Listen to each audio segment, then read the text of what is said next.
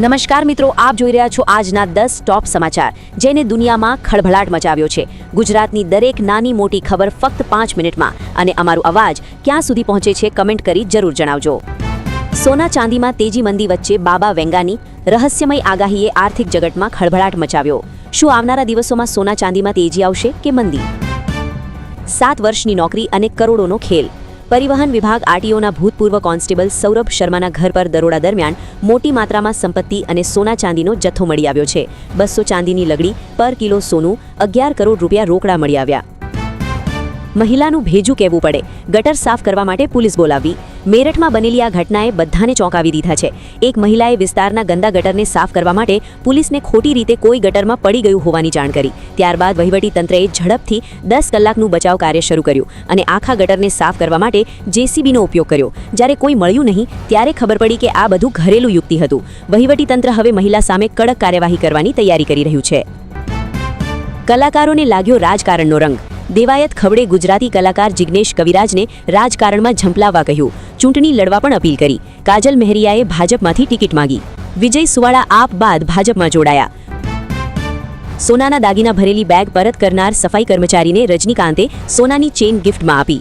Padma ચેન્નઈના T નગરમાં શેરીઓ સાફ કરી રહી હતી ત્યારે તેમને કચરા નીચે પડેલી દાગીનાની બેગ મળી। તેમણે આ બાબતની પોલીસને જાણ કરી અને સોનું તેના સાચા માલિકને પરત કરવામાં આવ્યું હતું। પ્રેમનું ઉદાહરણ। આંગણવાડી કાર્યકર કંચનબાઈ 20 બાળકોને મધમાખીના હુમલાથી બચાવવા માટે ઢાલ બની।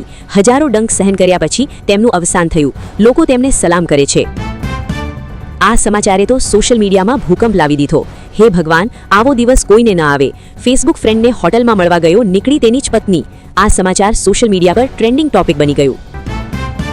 માત્ર 10 મિનિટ મોડી આવવા બદલ 13 વર્ષની એક દીકરીને તેના વર્ગ શિક્ષકે ખંભા ઉપર સ્કૂલ બેગ સાથે 100 વખત ઉઠક બેઠક કરાવી, જેનાથી દીકરીની તબિયત બગડી અને હોસ્પિટલમાં દાખલ કરવી પડી અને ત્યાં થોડી સારવાર બાદ તેનું મૃત્યુ થયું।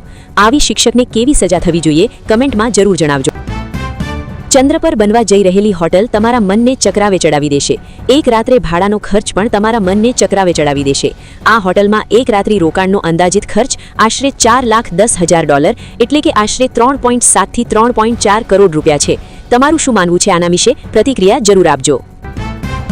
એક કાયદો આવો પણ હોવો જોઈએ, દર્દીના મૃત્યુ બાદ તમામ બિલ માફ કરવામાં આવે।